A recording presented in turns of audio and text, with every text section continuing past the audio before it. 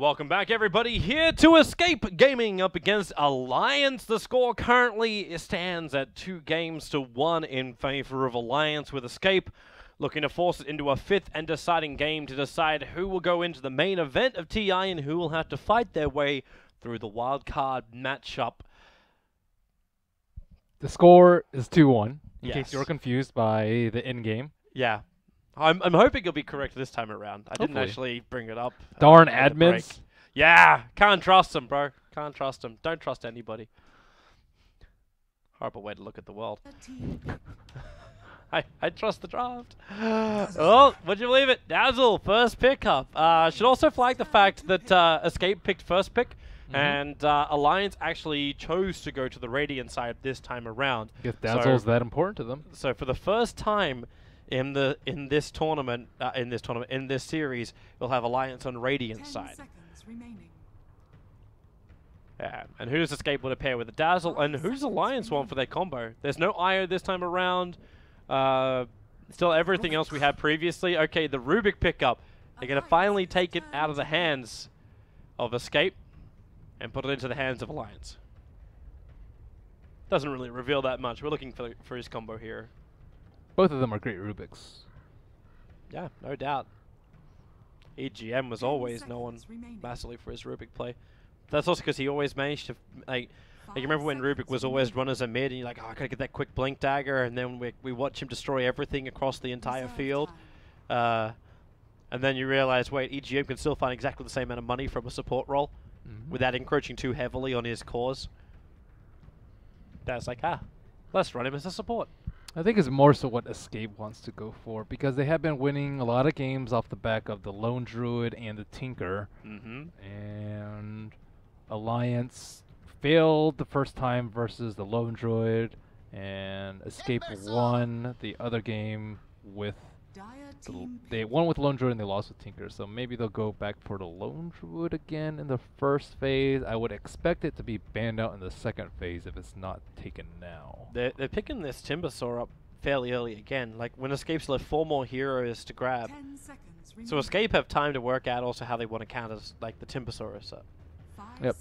I think Invoker is also another consideration for them. Reserve time.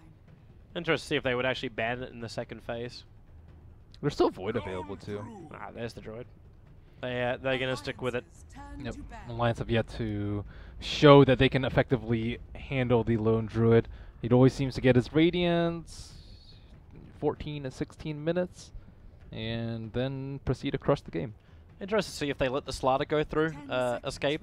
Radiant Slaughter is not so preferred, but it's still really good against the bear if you get the amplification up. That's what they had last time though, and it didn't work for them. So I think they'll have to go a different way. They could actually go back to their Brewmaster. Brewmaster was one of the older counters to Lone Druid. Where you just keep the bear up in the air the entire time. Yeah. Yeah. Drunken Haze is also really good versus it. I think also the Cyclone dispels Rabid, which is pretty useful.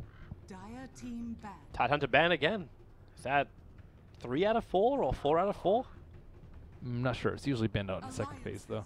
I think Alliance would be more scared of Escape getting the Slardar, though, because they have Dazzle and they're Dire, and they have Lone Druid. Yeah, that's like a free ticket to Roshan right there if you want it. Not to mention the ability to run a really strong off lane if they wish to as well, which Escape haven't been that wary of at like backing away from. Like especially when they're the only team which I've seen picking up on dying so far. They like to. Actually get up in the face of that safe laner. I don't know if Escape want to go for Slaughter though, because of Timbersaw is really good versus him if they're taking fights outside of base, and if they're fighting in base or sieging high ground, Slaughter is not useful versus towers. So we find another hero that can combo with the Dazzle. Is it Huskar time? Not up against Timber. Arrow does play Huskar though. He does. I'm just thinking like what other heroes? Okay, Terrorblade wouldn't have been a bad choice. Arrow would have been completely fine on that hero. I think they could have just done S4 Zeus in that scenario though, had they picked Terrorblade and Lone Druid. But Zeus is very good versus both of them. The only remaining. Yeah. The only reason why I'm, like I sort of have a question in my mind is because I'm thinking the Timber's still going towards the mid lane. So you get Timber versus Lone Druid instead of putting in the Admiral Bulldog hands. With the Rubik, they have the potential to aggro, though. So maybe they can do Timbersaw safe lane. Actually, Bulldog got a lot of farm either way, off lane or safe lane. So Yeah. I don't really think they're worried about where the Timbersaw goes. True, and like are you even really that concerned when the Timbersaw's up against the Dazzle? Like, the Dazzle's not going to zone the Timbersaw out. Like, the secondary support would have to do that, and it'd have to be something more like a Disruptor or something that's able to initiate. So Faceless Void goes into the hands of Alliance. So they got both Void and Timbersaw together. And now looking for the +1. So that kind of scratches the whole idea of Timbersaw as a mid. Because S4's going to be wanting to find some level of burst damage to enter that Chronosphere. Timbersaw's good burst during Chrono. Chakrum's pretty good. But I think this also, because they didn't have enough bans to deal with Invoker as well, and Faceless Void is very good versus Invoker. It also takes away like the Faceless Void Invoker combo from Escape. So I actually really like this Faceless Void pickup. It's also very good versus Timbersaw, and just highly limiting his damage output with the time dilation. How many heroes has Synderen actually played this competition? Dazzle, Wyvern, Venge, and he has played Undying. So I think 4 heroes in total? that's mostly what I've seen coming out from him. I could have missed a couple, but those seem to be the main 4. Technically, he's having a bigger rotation than when No Diggity first started, because then it was Bane and Witch Doctor and VS. That was it. That were the only heroes he was playing before. Yep, I'm having to go really far back to find a different hero. I think they have played Oracle, it looks like, one time, but no surprise they have lost that. And in their last, I think, 20 games, that's the only hero he's played aside from those 4. I'll stick to what you know, especially if everyone keeps letting you have it and it works. So Escape, 3rd hero now. You're up against the Void and the Timber, and they are actually going to go for the Dire Side Slaughter. Yeah, it was really strong. It's really strong in their lineup. If you're Alliance now, is it worthwhile getting something like an ET, just so you can at least cause some issues when Escape go into the pit? Like, it's still got some level of synergy with what you're running.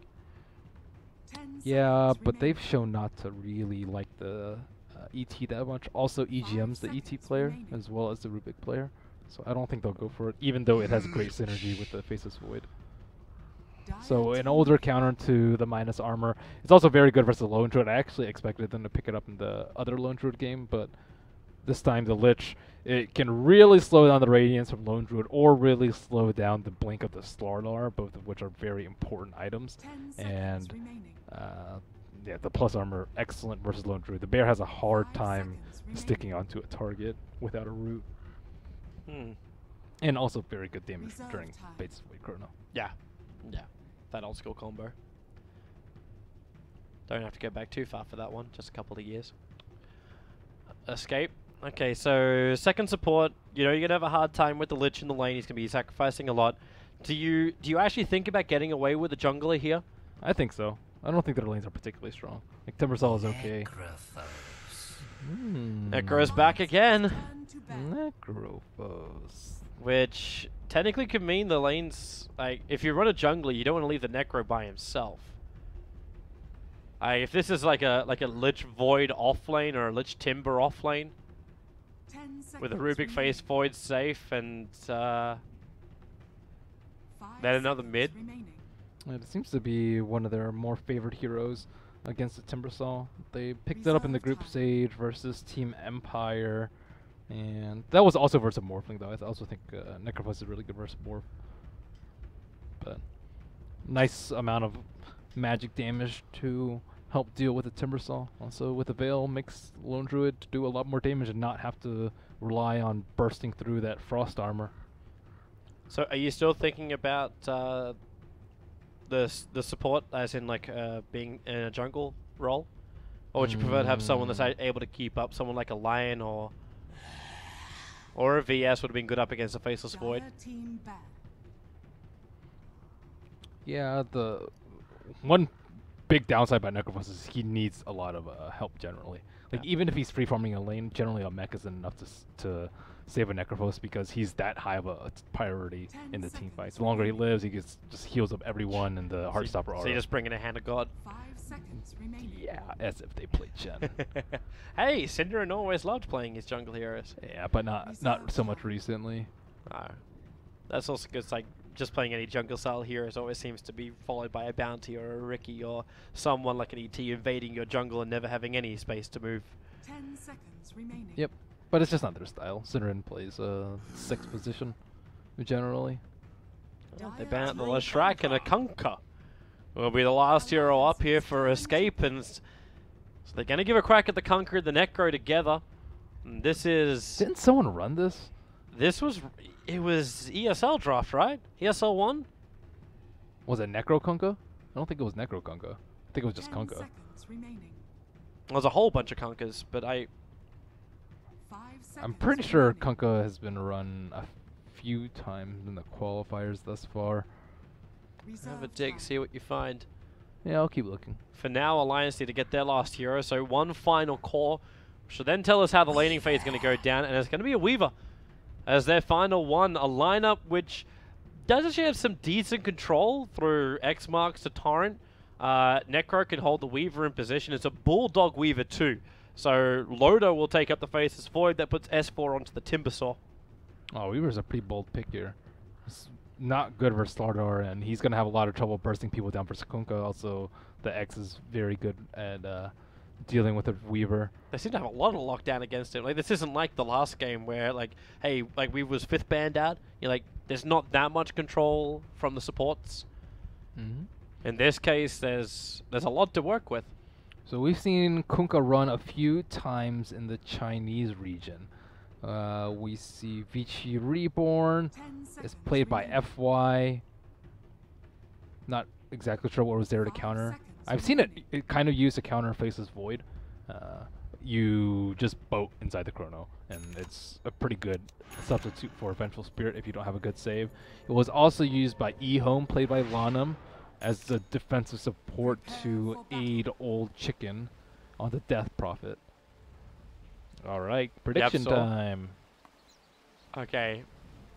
There's a smoke from RK so early on that he actually just scouted out the position the ward the Yapsor placed down, and then can go over and place his own straight after, and he'll de-ward that one up on the top.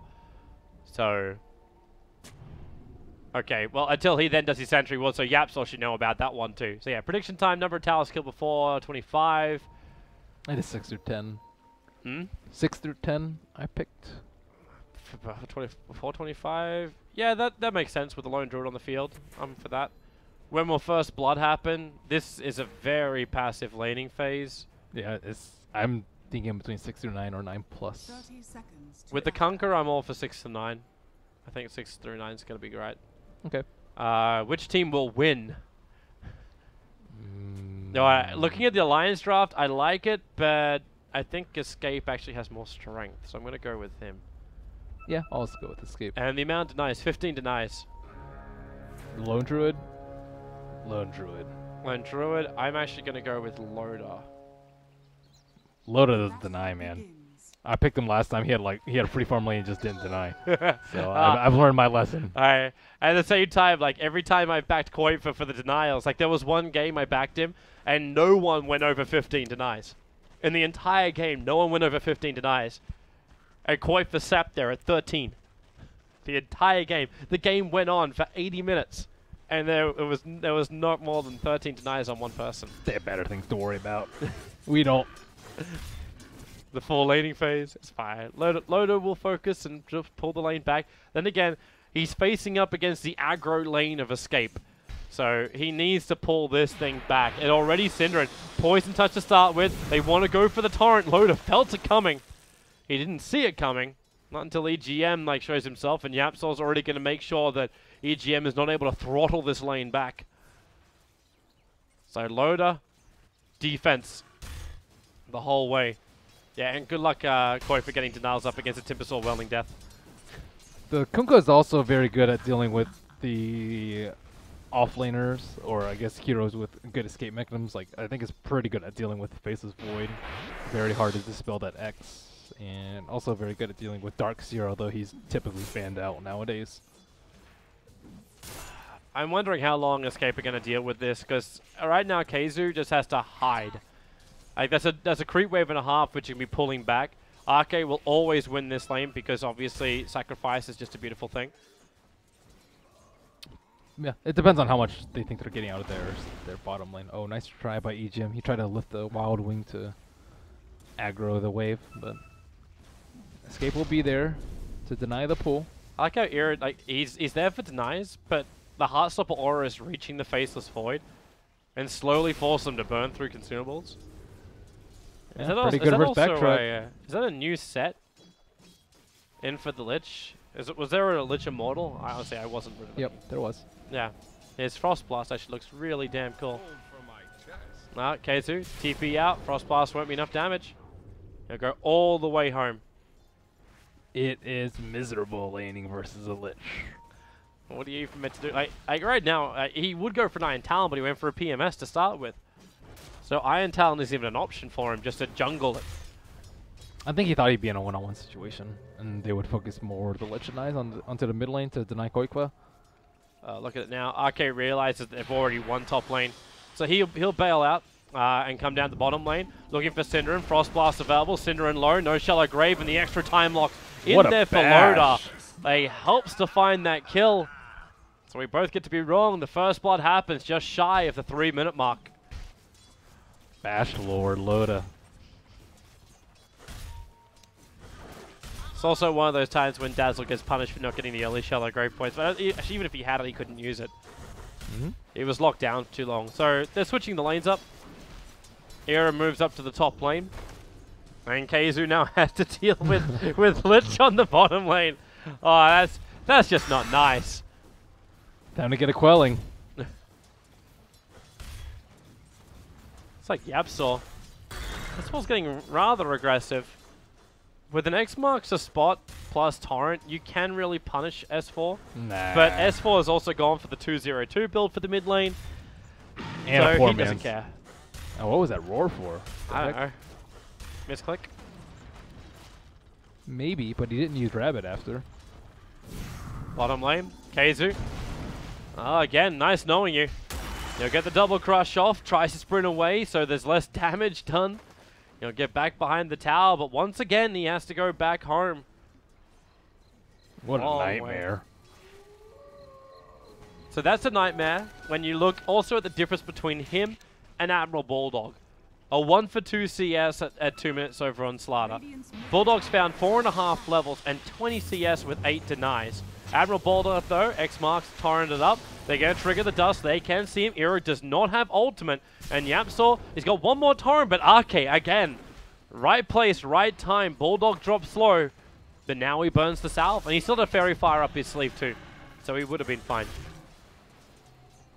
They still do have another X torrent combo, but pretty unlikely to be fruitful with Ake sitting in the back lines. He has opted for level 2 sacrifice. I think that's pretty necessary after the sacrifice nerf.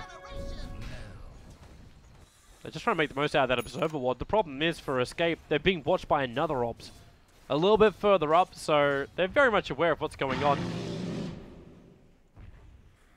And this is why Bulldog is not being too hyper-aggressive. Do you see why he's using these roars? No. I am also not sure.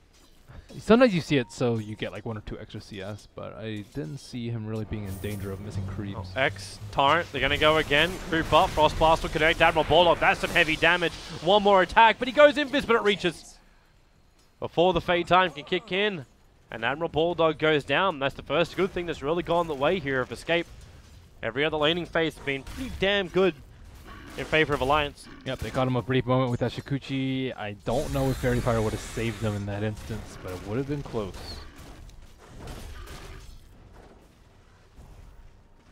So this at least gives a little bit more space for Era. Era is still shy of level 6. That's something Admiral Bulldog will have to give a lot more respect to once it's up. You know who's not farming as well as usual is Koikwa. He's still keeping up with S4. The problem is S4 is just harassing him so heavily. Last time he got a 6-minute minus. This time it's not going to be so fortunate. He still managed to find 30 last hits in the mid lane. So that's not too bad, but he can't leave it. The second he leaves, like you saw what S4 did previously, he just went in behind the tower. Like, in that case, it was to harass Koik for down. I'm not sure how many creep switch has denied there, but his CS is a little bit lower than normal. Yeah, Timber is destroying him in CS. I kind of wish like we'd have some kind of read for how many creep Lich is taken out, as opposed to just because it doesn't count as a denial. Nope. Even though now like it gives the experience, like just seems odd. The Weaver's farm has been severely hampered after that first death, and Yapzor. Oh, that's a little bit of a break there for Qualifier. Actually gets the entangle on S4. S4 is dropping very, very low. EGM will come into. Need a secondary entangle. Savage Roar is available. They're bringing in extra TP support. It's going to be Cinderin with the poison touch. EGM dropping down low. They're going to find this kill. Savage Roar won't be enough. Cinderin, okay, they actually bring S4 to the front lines. He wants Qualifier, but another entangle. The Chakram kicks back. Qualifier actually walks into the middle of it. Cinderin once more. There goes your Chakram again. Qualifier able to dodge, staying in range. Where's your entangle? Not going to happen. S4 able to chain away. Rubik will give his life over. Wow, that's a great micro by Qualifier there. Keeping his bear onto the Timber Saw while dodging like 3 or 4 Chakrams. That was pretty high. The only one he didn't dodge was the one that was being dragged back in, but he wanted to stick around. Bulldog now getting aggressive on Era. Era still not level 6. But he's got the double null talisman as well as treads. That's a very difficult hero to kill when Weaver doesn't have that much damage to work with. Loda did get the 15 denies, as you said. Oh, did he? Yeah, yes, I love it when I'm right, but we're both wrong about the first blood, so it happened. Last time I played Loda, he had like 5 even in a free farming lane. I don't know when to trust you, Loda. It's a lane where he was meant to win it anyway, so makes sense. D-Warding comes out from Alliance. They've really been all over Escape as far as the Vision battle goes. So I think this top lane still hasn't borne any real fruit for Escape. They've had a couple of opportunities where maybe it could have worked, but just being watched too closely. Yapzor was a ninja though and placed it from the left side, so that they had no idea that he has placed him there. What a ninja. Dire's top tower is under Opposite Sentry. It's also far enough away from the Radiant Sentry too, so yeah. So very big difference in terms of XP earned in between Alliance and Escape. Mostly due to the Lich. Net worth not as bad as experience. Qualifier still trying to work on his Midas. So this is going to be like a 10-minute Midas almost from him. Yeah, this is really, really late. I still can't believe it's 3k the difference in experience and 1.5k in net worth. That's after you get a There's kill. Smoke, Loda, and Ake. He does have Chronosphere right now. There is Yapzor sitting immediately behind him, but he's sitting in Interest right now. Yapzor's in the neighborhood. He's got to stay out of that Chrono. Wait for the Torrent mark. And there it is. X marks the spot. They're going to drag Loda away from Era. Up and running. Here comes S4 onto Cinderin. Shallow Grave has to use it on a self-Shallow Grave. The ulti as well from Necro. Not enough to kill off Ake. And with a Death Pulse, it's still not enough to live. S4, great positioning, allowing that Chakram to get 2 kills. And then he'll go for more. Up to Yapzor. Another X marks the spot. He can chain himself up in just a second. Does he have the right line? Up she goes. Not enough mana for another Chakram, but Yapzor on 26 HP has to keep running. Gonna try and deny himself to the trolls. He'll be successful at doing so. So 3 heroes go down for Escape. Only one of them being denied. Meanwhile, Qualifier gets a little bit more space, bringing down the tower. He's already got that Midas up now, and up to another 800 gold thanks to the kill of the tower. Smart play by Alliance. Firstly, they TP'd a hero to the T2 so that S4 would be there to aid very quickly in outputting the damage during the Chronosphere. Secondly, the Weaver was off to the left side of the Chronosphere, and it was very important that they had that extra little bit of burst to get down that Weaver very quickly. And thirdly, S4 went on the Dazzle and forced him to graze himself. Maybe Necrophos could have TP'd out. Okay, first hit, no entangle, throws it back. The bear can keep running after this one. There's no amplification available, but there's your entangle on EGM. And well, with the Roar, Arcade forced back a little bit further. The bear is dropping low. Cinderin already used his heal bomb. Arcade letting the Lich ulti go. They have to split themselves up. The bear, okay, he doesn't really bounce for that long, but S4's got more than enough damage. Cinderin, Shallow Grave and Qualifier, maybe a fraction of a second too early, especially when Qualifier cannot complete his TP. S4 dominating harder. Loda, Bashlord kicks in, finds another one, and they protect their bottom tower and get 3 revenge kills very quickly. Uh-oh, this wasn't part of the formula. Qualifier contributing to team fights and dying in the process, he is not on top of the net worth chart. Not even close. He's sitting in 3rd position at the moment. 700 behind Loader and almost 1,000 behind S4. S4 has been pretty darn beastly on this Timbersaw. Bulldog wants to go again. Yabsaw sees him. X, Torrent. No real follow-up, just saying hello. Of course, EGM can also say hello straight back. He runs up to the top lane. Teaming up with Bulldog. He's got a little bit of support behind in the form of Arke. But if he goes up, he gets scouted by the wards. S4's moving to the top lane. Also being scouted out. So, Escape know what they're up against. The question is, do they want to try and fight it? You still don't have... You don't have the rum. Yabsaw needs his ultimate to change these fights. So does Koifa with his Radiance. That's still going to be a while for him. Well, you do have the amplification available for Slaughter, so that's available now. And his Blink Dagger is still a little bit more delayed. Needs another 1,200 before he's going to reach it. Loda's okay with playing the farm game, though. He did go for a Maelstrom build quite early. Admiral Bulldog, realizing they have a sentry. Koifa, that bear, where's your entangle? It doesn't exist. They just run away. So level 1 Grave stolen by Rubik. Oh, might be a good saving grace. And they finally have boat up on Yapzor, and Observer Ward will also be dewarded, and Alliance gonna have to bail out of that top lane without any eyes on escape. And they actually TP Loda in, another smoke coming out. They really want to fight up on top lane. This is bold without any vision. Especially when Bulldog just used his time lapse as well. And with their movement, okay, it's not obviously smoke's only going to break when someone walks directly towards them like Cinderin. That'll be a one way to do it. S4, okay, Cinderin, what do you do? He wants to break more smoke, lets the weave go. A defensive Shallow Grave, actually not even going to use it. Just Shadow Waves. The bear gets left behind, but Loda gets the Chronosphere, catches that Era, and Yamsaw just wants to let the ulti go. The ship will fly in, but will it be enough time to buy Era? No, it doesn't buy Jack. Wow. Loda gets himself a double kill as well, and Alliance are steaming forward. Such momentum. They cracked the 3k net worth and over 5k in the experience advantage, and we're only 14 minutes in. There's only so much repairing Koifa can do, and with a TP coming in from S4, Ikezu could try and amplify him. He won't have enough. Actually, he's got stick charges. He's got enough mana for amplification as well as crush. Escape have not been anticipating the Chronosphere movements very well. That's the second smoke that's really worked out well for them. They have had scan available, but they weren't even prepped to really break the smoke. Cinderin was trying to lay a ward on the high ground, but it already had a sentry there prior to that fight starting. Keizu off target. Try to get Blink Dagger. Try to get the crush. He just tried to walk himself in. Yep. They need Radiance and they need Blink Dagger, and getting towers is a good way to start that off. Oh, where's that amplification? So I'm surprised Keizu didn't open with that. Instead, because they were still willing to dive back behind the tower. Help. Yeah, that was a little bit of a weird kind of jump. Bottom tower seems to be dead now.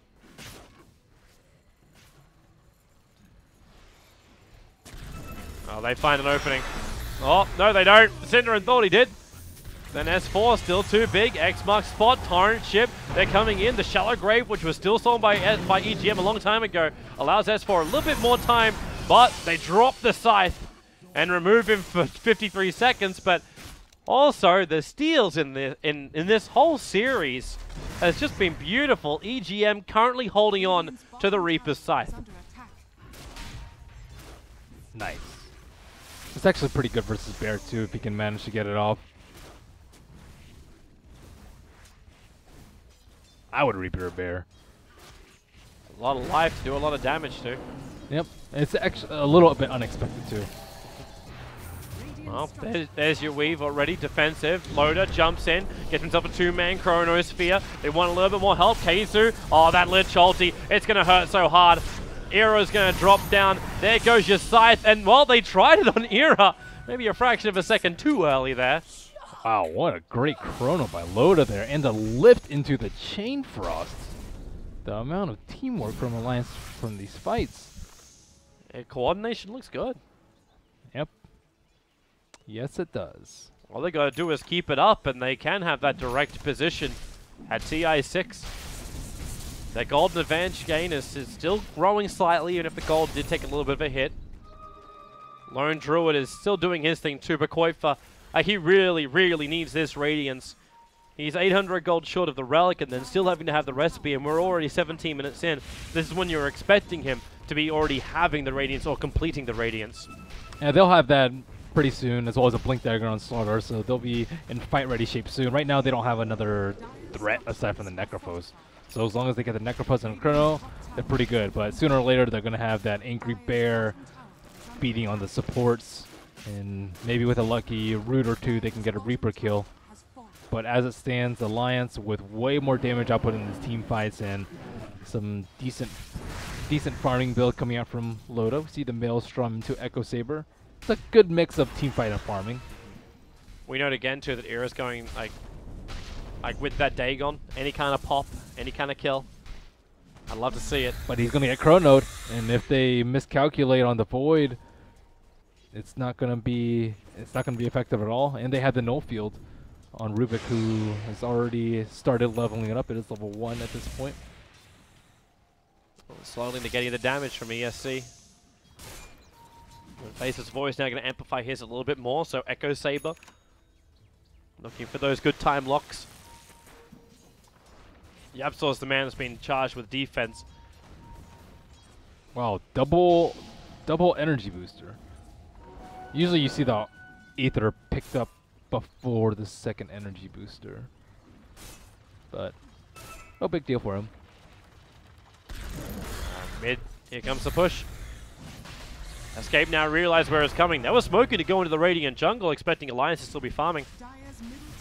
While Alliance actually smoke up themselves and go into Escape's jungle, expecting them to be farming. Yep, and because of that, Escape to slip themselves inside of Roshan. Sneaky, cheeky play from Escape. Well, the Radiant have a ward there, so they know what's going on. But they're too all late. They've already lost it. Yep, they're all too late. So there goes the Aegis Immortal into the hands of Era. So have him to fight multiple times. An Invis rune of S4 coming down, but they'll look inside the pit, but there is nothing else. If he chains up, there breaks the Invis rune. Era realizing he's in trouble. In fact, his teammates have to come back and help him. They've got ship available. The Bear doesn't actually have the Radiance up just yet. Chronosphere is available. There burns your Aegis Immortal. Keizu, Blink Crush, hitting Bulldog as well as Loda. Not easily bailing out, and there's no real amplification. Era caught inside that Chronosphere. Need to keep him alive. The Shallow Grave available from Cinder, and he waited just as long as he possibly could while Bulldog time-lapsed out all the damage that was done. S4 jumps in. Era needs to drop the sight. It's going to bring down S4, and Era barely surviving. He's got another Death Pulse in 1 second time, and this is the moment for Escape. They can try and turn this fight with a double crush from Keizu. They're finding Loda. He'll time-lapse off his damage here. They're still so low, Escape. They're trying to fight with a torrent. X marks back. Loda forced in again to fight. He's got another time walk, jumping forward. Gets the bash over on Cinderin. Now he's fighting up against Bears as well as the rest of Escape. Unable to win, however. And Keizu, he's on the run. The Blink Crush, EGM. He's got Shadow Wave available, so a little bit of a heal. But that's going to be all. The burst heal, however, I say that's going to be all. X marks torrent will drag him in. They'll find the kill. And Escape. A big, long, drawn-out fight, but they do come out on top. And finally, Escape get their combo on saving the Necrophos, the Grave into the boat, and Bulldog committing very, very deep without his time lapse up, attempting to finish off the Necrophos, but just too much heal and too much mitigation coming out from him, as well as a ton of armor, and that's exactly what Escape needed. And now that they have the Radiance, they should feel pretty good going to team fights. They really lack damage output and survivability, but now that Yapzor has gotten his Aether Lens, it makes things a lot easier. Longer range, easier control. And the Necro is able to have progression as well. I'm wondering if Era is considering a Blink Dagger so he can play around Chronosphere, as opposed to what he did previously, where he went for higher levels up in Dagon early on. Yeah, I think Blink Dagger's a little bit better. He can just rely on Quakeba to do the damage. They need to be able to kite Alliance. Force Weaver uses time lapse early, take minimal losses during the Chronosphere. Having Era farming underneath an Observer Ward, though, can't be a great thing for Escape. But it looks like Alliance are in no desire to fight, especially when Loader gets ripped up on the bottom lane. Another good initiation, and there's no Loader for 50 seconds. That's bottom tier 2 tower. You can't give Escape any kind of window of opportunity because this lone druid every time will take a building after it. Like, your trade-off is going for the tier 2 tower up on top. S4, good at wave clearance. Pretty crap at taking out towers. He's great at defending, though. Qualifiers going further. Like, defense is what they're going to have to do.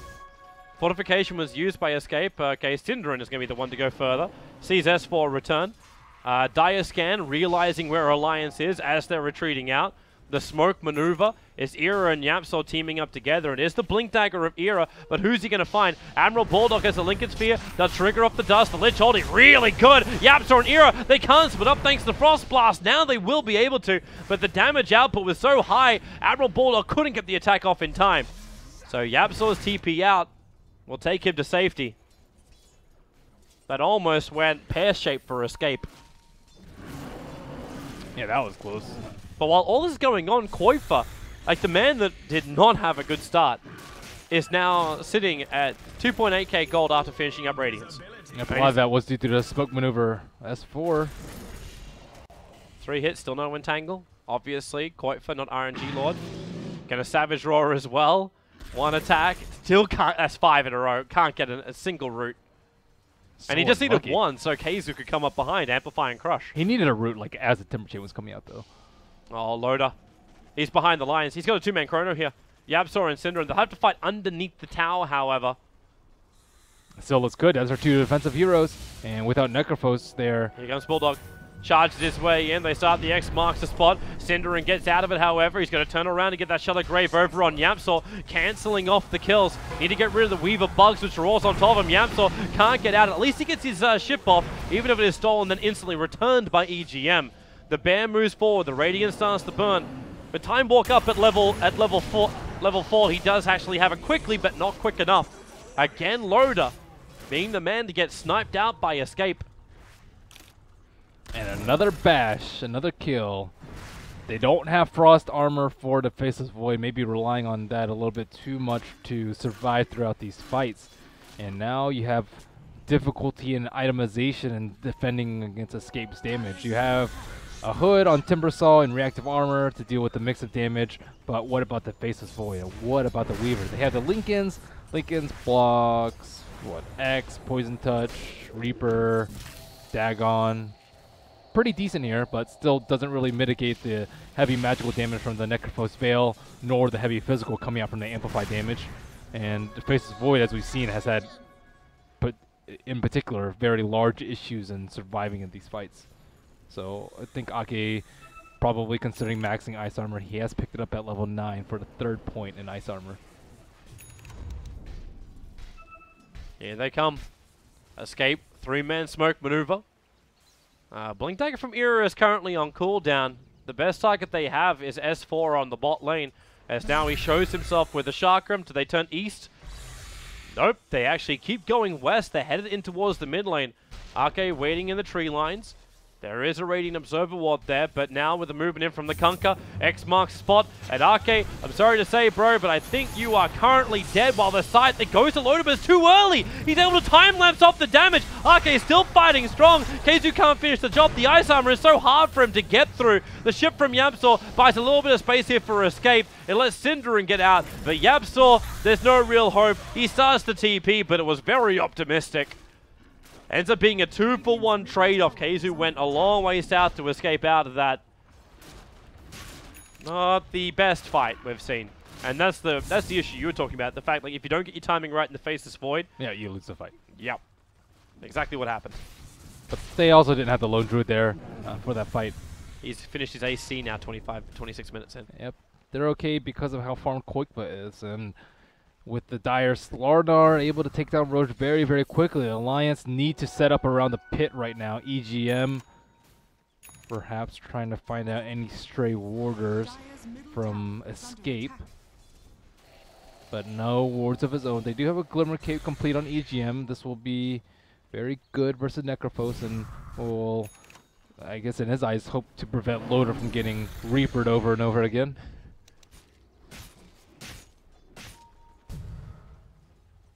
God, that bear is such a pain in the butt. 4 heroes came down here to take care of that. So Era gets more farm time. Oh my god, Medallion up for Synderen. How long until Roshan? Okay, 10 seconds until potential Rosh. We'll find out once that comes up. Looks like Bulldog really wants his Dezo before this fight starts. It's kind of a weird TP. Qualifier just went from here to his tier 2 tower on bottom. Maybe he didn't want to walk underneath the obs. That would make sense. Didn't want a chance of dying before the Rosh. This Rosh is pretty important to escape. They got 1 minute. And then Roshan's up. So Synderen may just become ward. Until they have Roshan. And it buys time for Alliance to also get some of their items. Admiral Bulldog, still only with the defensive item, picked up the Mithril Hammer, just shy of the 1600 to pick up the rest of the Deso. That Observable sees Keizu perfectly. They do have that Glimmer Cape over on EGM. So another way to negate more of the damage, and also potentially a way to initiate.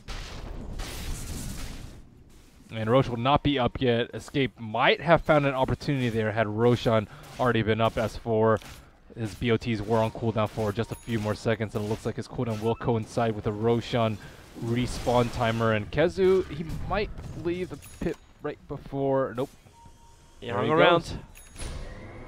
Lone Druid's close by, and I don't think that Alliance have eyes that deep in the Dire River, and they will not be aware of the Roshan that is currently happening.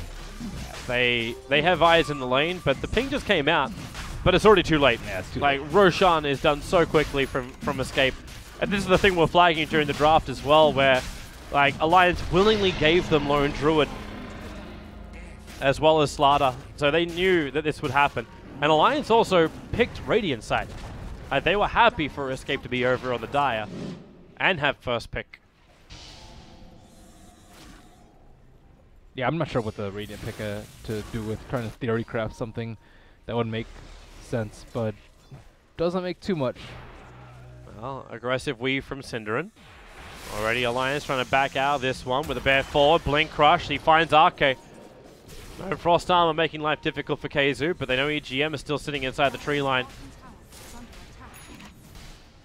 And no kills.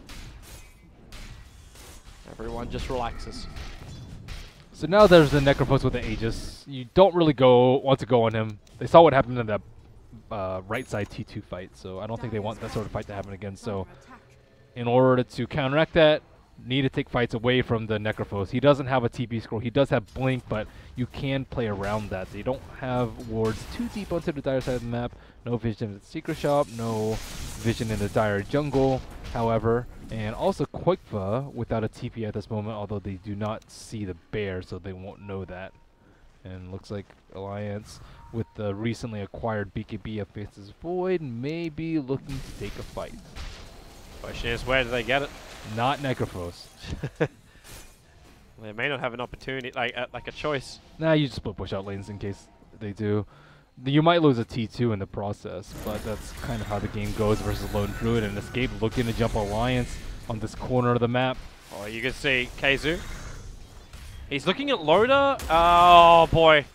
Thought they hung in closer. Now the Chronosphere isolates the Slaughter. Cross should be stolen. Keizu, they're out of range. The Shift is on its way in. Hits pretty heavily. But with the BKB from Loda, he gets the time block twice now over on Synderen. Synderen with a very premature shallow grave. Yabsaw wanting to keep Loda out this fight, pulling it back into the torrent with that scythe. Loda is now gone. Era, well, he needs to move away from the bear and move away from any other hero that's now going to trigger off that Aegis Immortal. The X pulling again Bulldog back into the torrent. He doesn't have his time limits available, but Era can't get out of this one either. He cannot blink. He's got bugs on him. The bear is going to be lost for a second time. There's 90 seconds until there's a resummon as well. So Escape practically losing 4 heroes if we're going to count that bear as the bigger part of the hero of Lone Druid. Man, Admiral Bulldog's outputting a lot of damage in this fight, dealing twice as much damage as anyone else on the side of Alliance, even more so than a Timber, although I'm not sure if this counts bear damage. 2 masts on this brigantine. But Admiral Bulldog's certainly going to be very high in that aspect. And big misplay by Keizu. He tried to go in for a blind crush, thought he would get at least one of the supports, ended up getting 0. He was too far away from the grave from Cinder, and Yapthor desperately tried to save him with the boat, but again, he was just a little bit too far away from those 2 supports, and that is a squandered Aegis. Little flashes to his Faceless Void in Game 1. Yep. Just a couple of things, but if he can just bring it back, he was able to do that in Game number 2. He's going for the risky play. And instead of the very safe play, which is fighting with vision, having Necrophos out in front for the, because he's a little bit, he's actually much tankier than the Slardar. He's a lot more armor. He doesn't have the sprint. All right, so Alliance now. The mech is about to be completed over on Arcade. EGM again going for a non-maneuverability item. Okay, no blink, no force, but he has the ether lens as well as the glimmer cape on himself. S4 is getting bigger and bigger as time goes by too. Let's see if he can steal the boat or if he wants to keep the crush. Looks like he did not even attempt to steal the boat. Crush is pretty good, but it's also not really a place you want to be, like right next to Necrophos, right next to the Lone Druid to be able to get that Slytherin crush off. Not unless he's got a lot of friends behind him, or he's already quick on the Glimmer Cape and ESC have no detection. But that's a lot of what ifs. Here comes Escape again. Very risky without the BKB completed on Kezu. He could die yet again. He's also starting the fight out at 1,000 HP, 600 deficit. So he could die very quickly if he doesn't get his spells off in time. He has BKB. I don't know if they can kill him before the BKB, but they will try. Especially with EGM and Arcade sitting right behind, and they jump. Era going for that side. Loader, yep! They bring him down. 83 seconds on the sideline. They're able to get themselves free of the Chain Frost. EGM, that tether, that X-Mark spot back, doesn't do enough. In fact, Keizu being initiated on by S4 is an instant trade-off in the buyback. Arriving from Loader, Savage Roar, the balance is able to allow Escape to get back out of this one, barely. However, for the Necro, that's going to be worth it.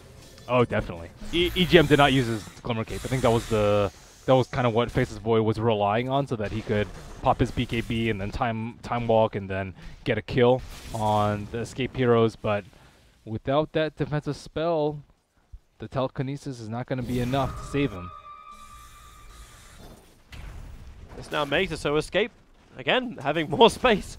It's like Alliance was slowly smothering Escape, and then it just kicks back again with just one good initiation and an expensive buyback out from Loader, slowing down his damage time if that's what he's looking to build into, or if he's considering having more control, either Utility Void or Damage Void. The BKB has now done an Admiral Bulldog, so double layers of protection for this boy.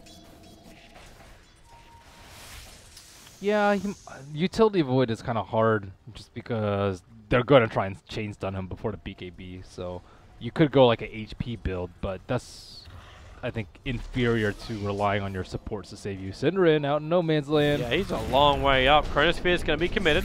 They should have enough damage, especially when Bulldog hits that hard. X-Mark Spot and Torrent going to be used over on Loader. There's not enough follow-up, and without Shallow Grave, there isn't that saving grace for Necro to survive longer, even though he is fairly tanky. Timbersaw closing in on Scepter very soon. They're going to need more BKBs on the Dire side.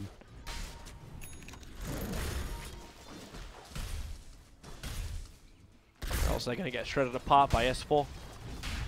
Keizu's still trying to finish up this BKB of his own. Bottom lane farm is the way to that. He desperately needs that.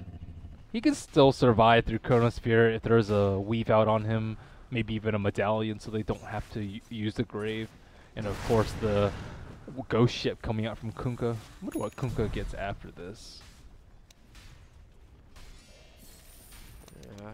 They already have a Vlad's, or else that was just Vlad's on a Kunkka. Maybe Glimmer, I suppose, although that doesn't really save people from Chronosphere unless you're dying from Chain Frost. But I think Timbersaw and Faceless Void and Weaver damage is going to be much more significant in the team fights. Maybe you actually play the 4-staff game if you really want to like negate Chain Frost or get people out of Chakram.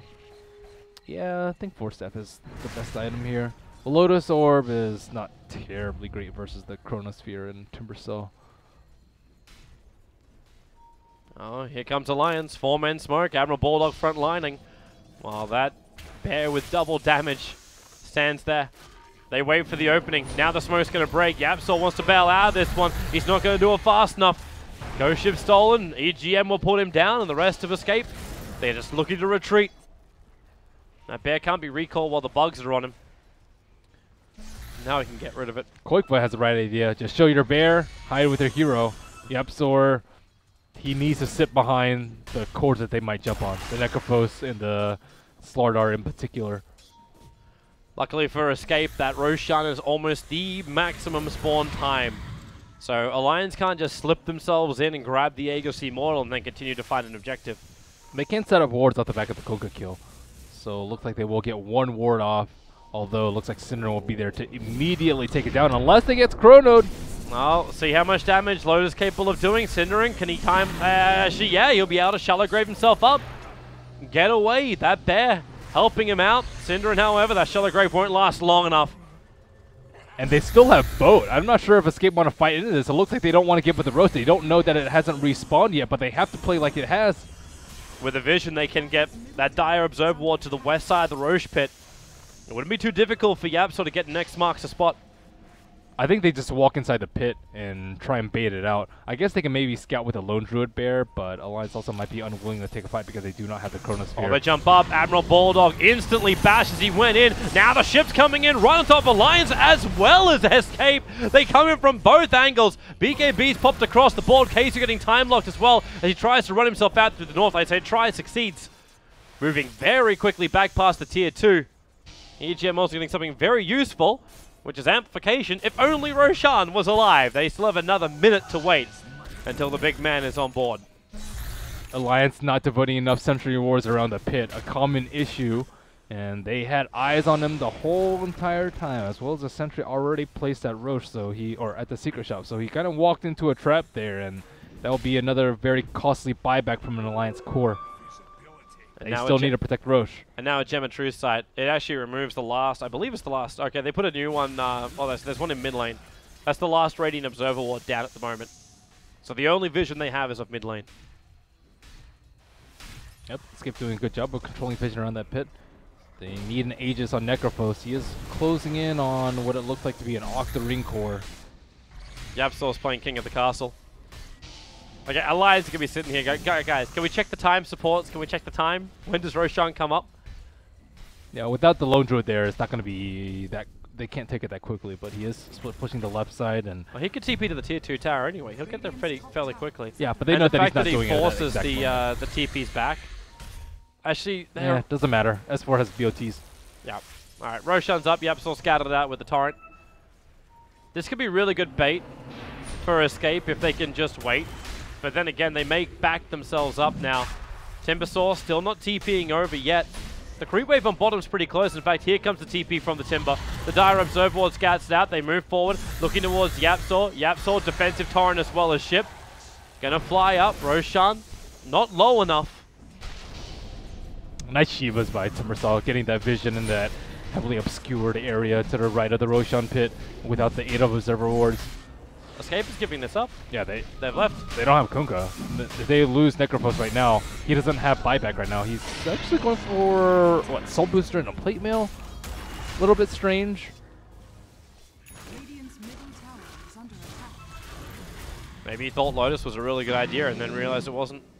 I think he wanted Octarine, but then he's like, oh, I need armor versus that Weaver. So it ends up being, well, eventually Octarine and Shivas. But Shivas first.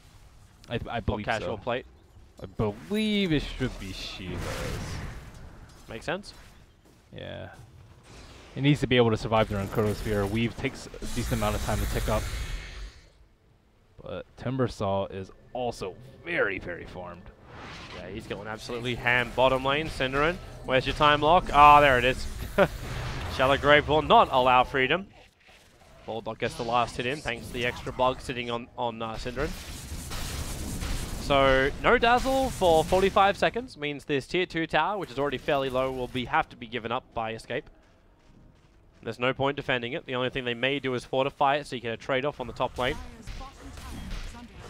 And that would just stop Alliance from instantly rotating back over. But they're already pushing it. they battle against the backdoor regen. So Alliance will trigger their fortification. But bottom lane, that's deep from S4. Straight in. He's got reactive armor charges as well as crap tons of life. So he's got no issue doing what he's doing. Mops up creep waves, takes damage to the tower, keeps the reactive armor up. Nice actual control on S4 with a follow-up crush. He's still got Timber Chain, but now you see how hard it is to get through 3k HP on a Timber. And now they have the amp that was casted on the bear, although it is about to expire on the Rubik. And still significant T3 tower damage done. Qualified to get the tower on the left side. He hits really hard now. He has Basher and Monkey King bar on his bear. Not particularly sure what the Monkey King bar is for. I don't believe they have a solar crest or any sort of evasion. But maybe he was just worried about the Weaver getting butterfly later on, but that's a long way down the track. Yeah, it's still nice for damage, and maybe interrupting like a Timber Chain or something like that would be very useful in team fights. So is it better damage than getting something like an Abyssal Blade, though? Well, Abyssal Blade doesn't get that much damage anymore. I suppose he's also going for both, right? Yeah. Because he's already got the Basher, so Monkey King Bar gives him his damage. He just needs the control because S4 is currently hunting. The bear doesn't even turn and help him out. It's Keizu who... Oh, no. He's not losing another gem yet. Savage Roar allows him out, and he'll TP home. It's not going to be the 3 gem loss of Game 3. Yeah, S4 is just bullying everyone around the map right now with his massive defensive capabilities and offensive at this point. Torrent and Ship trying to get rid of that creep wave nice and quick, but the tier 2 tower is already gone. The damage from Alliance is going to be too much. Aegis the Immortal's still got another 2 minutes left on it, so Loda has a license to engage, and we have a license to Carlet. Dire's middle tower is under attack. Alliance retreat. Yep, don't think anything happened there, aside from a stolen Death Pulse coming out from EGM. However, not that much longer left on the Aegis, a minute and a half on Loda's Aegis that they want to make use of it, but I don't know, pushing into the high ground is pretty difficult. They also know they can't keep vision up there, so they can't get a glimpse into the positioning of ESC, so no easy blink Chronosphere. Pig item now up for EGM. This guy really is just a walking tank. Aghanim Scepter is now arrived. Yeah, he's more farmed than Kezu. Yeah. Uh-oh, Era. Radiant has used Skin. Well, they're coming up. See this. They find Keizu. They drop him down. There goes your Chronosphere. Amplification against all here by EGM. You'll walk into the edge of the Chronosphere. But now that's slotted down for a full minute. And the gem.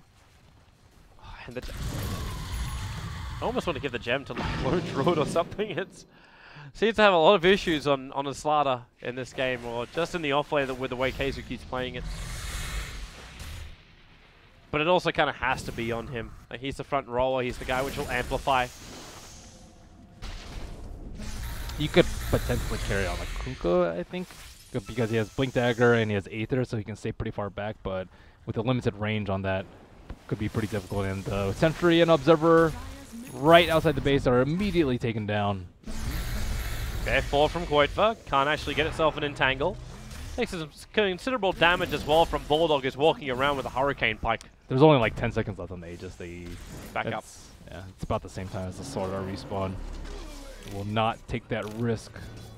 It's 5 minutes and 13 seconds until Roshan, so it's going to be a fair portion of the spawn time for Roshan. But Escape feel like they're slowly losing grip on this game. They haven't gotten a Reaper kill in forever. Lone Druid has had his core items for a while, but they weren't able to do significant base damage with the Radiance.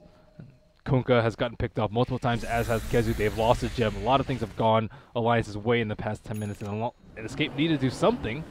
Ideally, a Reaper Scythe kill with a Scepter, but because he hasn't gotten a Scepter, they're going to have to deal with buybacks, which are going to be very useful in the hands of a BOT Timber and a time-lapsing Weaver. Here they come. 5-man smoke, but Koifa was underneath the obs when it happened. So, Alliance should be aware of the smoke maneuver. As if they keep their eyes peeled. Escape and moving over towards the mid lane. S4 probably the most exposed of them all. And probably also the most tankiest of them all. So the smoke will break. S4 wants to walk up. So they need amplification, they need the crush, they need the control, and with the sight, the damage is still not enough. S4, can they? Yep, they can. They can bring him down. Reaper Scythe was stolen up by Rubik, so careful of his Aghanims upgrade. Uh-oh. That is... Yep. I think that might be worth Timber's death, depending on how the next fight goes. If they get one on Lone Druid in particular, because he does not have a cloak or anything like that, or one on Necrophos, wow. I think that Alliance know that this could be the end of the game if they get a good Reaper off. They just need some extra help. The Timber's going to respawn up quickly thanks to Bloodstone charges. And there is that Force Staff now over on Yapsaw. So Escape have to play really, really good positioning here. Do they know that he has Reaper? I'm not sure. They have to know. Like, they have to know, right? Sometimes it's difficult to communicate. You're like, oh, did I Death Pulse after my Reaper? Generally, the combo is Blink, Veil, Death Pulse, Reaper. So they should know. S4 is not ready to fight in the mid lane. Both Koifa and S4 are duking it out up on the top lane. But Koikwa's going to be hitting T3s if Alliance don't do anything soon. S4 is now trying to make his play. Runs in, looking for Cinderin. So he did TP out. Which means Koifa knows he's got a little bit of free time. Tier 3 towers being attacked. Fortification will now trigger from Escape. Cinderin not triggering off the weave just yet. And Koifa, he is attacking the Tier 3. So Fortification now from Alliance as well. This Tier 3 tower is toast. The question is, does Alliance want to go for more? Koifa is very apprehensive to force anything else. In fact, with the creep wave, the range creep to the back here. Oh no, they switched their target. 20 HP on that top tower. Koifa does not overstay his welcome. And S4, in fact, is now bear hunting. And he's going to get it because the bear gets stuck inside the Dark Creep Wave. Wow, so with Reaper still up for a good 2.5 minutes and only one bear summon. EGM. There's a pickup over on the Dazzle. Yapsaw is in the neighborhood, but EGM very quickly away. Yeah, they're almost out of cooldown / lives. Oh, Yapsaw just lost the vision. Went up the hill. Now they go invis again with EGM. What's that X marks the spot going to go at Bulldog? The Entangle. They need Bash as well. Won't happen. Bulldog will timeless at the damage. Chronosphere now over on Keizu. And there's the Solid Scythe. But the Shallow Grave from Cinderin at the perfect time. Cancelling off the ulti. You'll still end up getting the kill on Slardar. And Cinderin will fall as well. But Roshan's on up for another minute and 20 seconds. And Escape are bailing out for the defense. While Koifa trying to force this top lane in as quickly as he possibly can before he comes back. 32 seconds before he can TP. Cinderin, whew, that was a close grave. Still wasn't enough. Bashes on S4, Koifa. Hey, he really wants to beat the crap out of this Timbersaw. Controlling Timber is a very difficult task. He needs more bashes and entangles than he can really get. Meanwhile, in the mid lane, Loader helping to take care of the Rags. Bulldog is the primary source of damage here, however, taking out the range, then the melee. There is next Muck spot over on Loader, but Yapsaw doesn't really have much of a follow to this one. He tries to wait it out, ends up actually hitting EGM with the torrent. It's the bottom lane which is under siege. 13 seconds until they've got that amplification to crush from the Slardar. And in that time, this bottom Rax is toast. There's no fortification. The damage is too much. And Alliance have just dealt a crippling blow to Escape. 2 racks down, Roche up, Escape. This is their most desperate hour. They need to get a lot out of this next Roche, and Alliance are parked at the secret shop, not even wanting to take a fight around the Roche pit. They have one smoke left, I believe. Yapsaw, the lone carrier on the Dire side. Oh, there's a gem up from Lone Druid. He needs a new one. The Observer Wards, they need to see if they're being washed inside their base when they go for the smoke. Sentries won't be enough to scout that out. And this is going to be it. We have all 5 buybacks on the side of Alliance, 0 buybacks on Escape. Life is definitely going to be hard for Escape. They can't contest Roshan itself. And now belongs to Alliance. That's Aegis Immortal in for EGM. He's still carrying around the cheese, but this is now on our 4th Roshan, so there's another cheese over an Arcade. A lot to work with. Escape need the defense of their life, or else Alliance will dodge the wild card and go directly into the TI main event. It's very impressive how S4 is able to keep his net worth up with Quakeba, who's been farming the majority of the game. But Escape lost a lot of early game momentum, had to get Quakeba involved in the early tower pushes along with his team instead of split pushing, and that really slowed them down in their early game, on top of the ledge pick from Alliance. Hero just put up his own Ag and Interceptor before this fight begins. Top tier 3 towers being attacked, and in comes Escape. They need to hold them out, they need to buy some space here. Both Pipe as well as MKB being completed. The Chronosphere, it's over on Keizu. He's in trouble. The Shallow Grave will keep him alive for now. Amplification was stolen, so Keizu needs to get this bug off him, but the damage coming in from Bulldog is just so huge that they're able to find the kill. So now 60 seconds without a slaughter. The top tier 3 tower still being whittled away by that damage of the Weaver. They get through it. Era still can't find a good target to throw that Scythe on, because no one's dropping low. They can't do any level of damage. And ESC, what are you going to do? Wait out here forever? Koifa already has to go for the resummon on the Baron. Era gets caught out. Again, a good Shallow Grave arriving from Cinderin. They need to get some space on this Necro, but the space isn't there, and there it is. Good game, well played. Alliance will take the series 3-1 and will go directly into the main event of the International 2016. But it's still big props to Escape. They were able to get themselves all the way through, and Cinderin will be attending another TI. Yeah, still have a chance of attending the main event through the wild cards, but they have to compete against the 3 other third-place winners from the other regions. And Alliance, I think, just showed a lot more depth in this series. And overall, in the qualifiers, Escape may be relying too much on the Lone Druid or the Tinker coming out from Koifa instead of playing very team-oriented. We talked about Cinderin's slightly limited hero pool. He's still, like, it's limited because of the way ESC kind of approached the game. And it really is, like, the biggest thing is, like, you build up Koifa. Like, that's kind of like the underlying thing of almost every single strat that Escape use. Like, build up Koifa, and then Hero will be able to help with that. But the big controller for Keizu, I didn't really feel that in this series. Yeah, Keizu. Like Keizu is normally that man that creates the space. He'll let Koifa blow his entire combination into the middle of a Chronosphere, or he'll be getting stun after stun. But Keizu going for the high risk, high reward plays, but there was just no reward when he went for them too. I think Alliance is a very good matchup against Escape too, because of their experience in approaching the late game in the team fights. So, like, they very rarely grouped up for Chrono, and the prior game that we saw today, this game, he was not able to find the crushes that he needs, even though I thought their lineup synergized very, very well. And I'm just really impressed with the Alliance. I'm happy to see them at the event. So, hey, El Clasico will be back again. But Alliance, congratulations. They go through 3-1. Also, congratulations to Escape. We'll see them in Seattle, even in the wild card. But I have a lot of confidence they'll be able to pull through that one. And that'll be it for the European region. We wrap that one up. And the qualifiers are almost at a close. Almost, but not quite. There is more Dota coming up, so stay tuned to all the BTS coverage. The hub continues on. We'll see you guys back here for more Dota in a bit.